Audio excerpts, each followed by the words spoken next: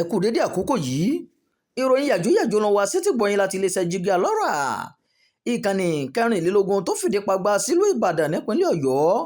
Imam Abdulwaheed ni oníròyìn yìí wo ìgbésẹ̀ tó lè gbé láti mọ̀ bóyá ojúlówó ni nọ́mbà NIN rẹ̀ àti àwọn àǹfààní lílò rẹ̀.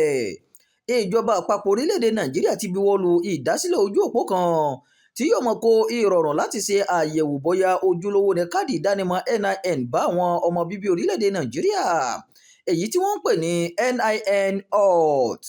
Ààrẹ Bọ́lá Tinubu ti tún pa láṣẹ lílo nọ́mbà NIN yìí ní àwọn iléeṣẹ́ ìjọba, ẹ̀ka ìjọba àti àwọn ẹkùn ìjọba míì níbàámu pẹ̀lú òfin ìlànà àjọ NIMC. Èyí jẹyọ nínú àtẹ̀jáde kan tí agbẹnusọ àjọ náà Káyọ̀dé Adégòkè fi síta, èyí tó ní ìdásílẹ̀ ojú òpó àyẹ̀wò ojúlówó káàdì ìdánimọ̀ NIN náà yóò pèsè ààbò fún àwọn ìròyìn nípa aráàlú tí ọ̀pọ̀ ẹ̀ka ìjọba yóò sì jẹ àǹfààní rẹ̀. Ara èròǹgbà ìjọba Ààrẹ Bọ́lá Tinubu ni láti gbọ́ ìròyìn nípa aráàlú pẹ̀lú NIN Auth. O nílò àwọn ìwé kankan, mú lọ síbikíbi, fi hàn kò sì ní àǹfààní. Pẹ̀lú NIN Auth, o nílò àwọn ìwé kankan tàbí mú lọ síbikíbi tàbí máa fi hàn ẹnikẹ́ni. Adégòkè rọ àwọn ọmọ Nàìjíríà láti kàn sí ojú òpó ayélujára Google Play Store àti Apple iOS App Store fún lílo NIN tuntun yìí. Gẹ́gẹ́ bí Adégòkè ṣe ṣàlàyé, NIN Auth pèsè ààbò fún àwọn oníròyìn tí ẹnikẹ́ni kò sì ní àǹfààní sí. Tó bá fẹ́ áàpù yìí, wà á kọ́kọ́ gba áàpù náà sí orí fóònù rẹ̀, ó sì ya àwòrán QR code pẹ̀lú áàpù náà lórí fóònù rẹ̀.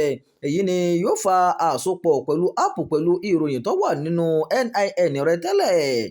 Bákan náà ló lè lo share code lórí áàpù náà láti mú ìbáṣepọ̀ náà dánmọ́rán.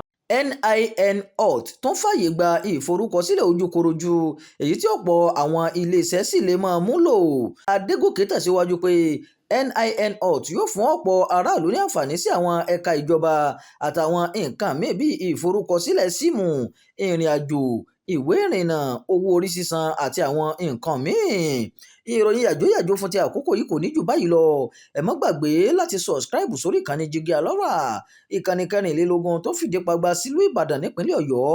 Imam Abdulwaheed ló ti ń jábọ̀ ìròyìn láti ìlú Ìlọrin, ìpínlẹ̀ Kwara.